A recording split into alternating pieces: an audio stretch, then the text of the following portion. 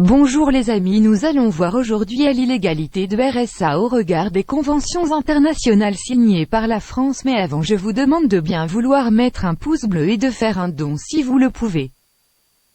Si vous avez des questions, rendez-vous sur mon site. Jurisconsultant.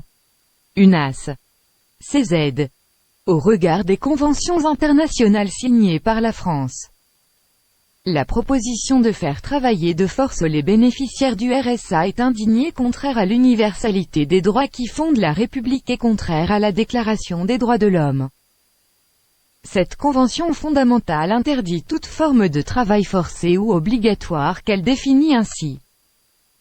Tout travail ou service exigé d'un individu sous la menace d'une peine quelconque et pour lequel ledit individu ne s'est pas offert de plein gré. La Convention précise également que le fait d'exiger illégalement un travail forcé ou obligatoire doit être passible de sanctions pénales et demande aux États qui ont ratifié la Convention de faire en sorte que les sanctions pertinentes prévues par la loi soient appropriées et strictement appliquées. 1. La Convention N105 concernant l'abolition du travail forcé adoptée par la Conférence générale de l'Organisation internationale du travail à sa 40e session, le 25 juin 1957, entrée en vigueur le 17 janvier 1959. Conformément aux dispositions de article 4, la Conférence générale de l'Organisation internationale du travail, convoquée à Genève par le Conseil d'administration du Bureau international du travail, et s'y étant réunie le 5 juin 1957, en sa 40e session. Après avoir examiné la question de travail forcé, qui constitue le 4e point à l'ordre du jour de la session, après avoir pris note des dispositions de la Convention sur le travail forcé, 1930. Après avoir noté que la Convention de 1926 relative à l'esclavage prévoit que des mesures utiles doivent être prises pour éviter que le travail forcé ou obligatoire n'amène des conditions analogues à l'esclavage et que la Convention supplémentaire de 1956 relative à l'abolition de l'esclavage, de la traite des esclaves et des institutions et pratiques analogues à l'esclavage vise à obtenir l'abolition complète de la servitude pour des du servage. Après avoir noté que la Convention sur la protection du salaire, 1949, énonce que le salaire sera payé à intervalles réguliers et interdit les modes de paiement qui privent le travailleur de toute possibilité réelle de quitter son emploi. Après avoir décidé d'adopter d'autres propositions relatives à l'abolition de certaines formes de travail forcé ou obligatoire constituant une violation des droits de l'homme tels qu'ils sont visés par la Charte des Nations Unies et énoncés dans la Déclaration universelle des droits de l'homme. Après avoir décidé que ces propositions prendraient la forme d'une convention internationale. Article 1er. Tout membre de l'Organisation internationale du travail qui ratifie la présente convention s'engage à supprimer le travail forcé ou obligatoire et à n'y recourir sous aucune forme.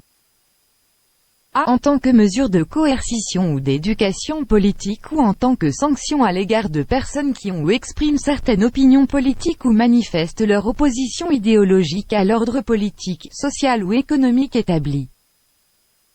B. En tant que méthode de mobilisation et d'utilisation de la main-d'œuvre à des fins de développement économique.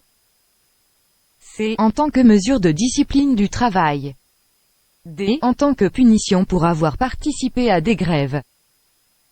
E. En tant que mesure de discrimination raciale, sociale, nationale ou religieuse. Or, tout acte administratif contraire à une norme supérieure peut être déféré au juge administratif afin qu'il soit déclaré illégal et le cas échéant annulé. Le juge administratif applique les traités internationaux en vertu de l'article 55 de la Constitution qui leur donne une valeur supérieure à celle des lois, c.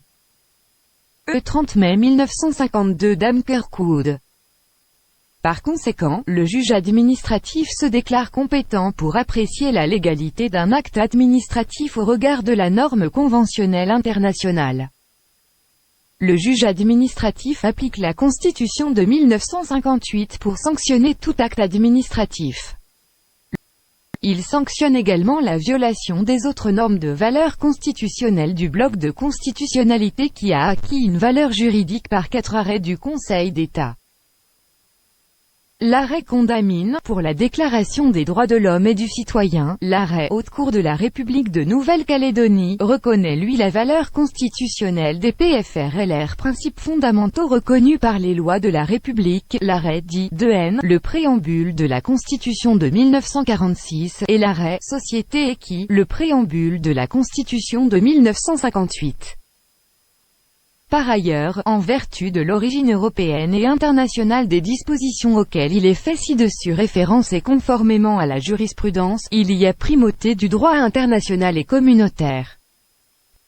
Ainsi, toute disposition nationale législative ou réglementaire contraire au droit international ou communautaire est réputée nulle. Les directives européennes étant devenues des lois françaises, il est certain que les dirigeants de l'administration, de la CAF ainsi que les directeurs de TES, ou l'État chi feraient obstacle à leur application tombent personnellement sous le coup des articles du Code pénal qui condamnent sévèrement les personnes dépositaires de l'autorité publique, agissant dans l'exercice de leurs fonctions et prenant des mesures destinées à faire échec à l'exécution de la loi ou des traités internationaux articles 432-1 et 432-2 Code pénal.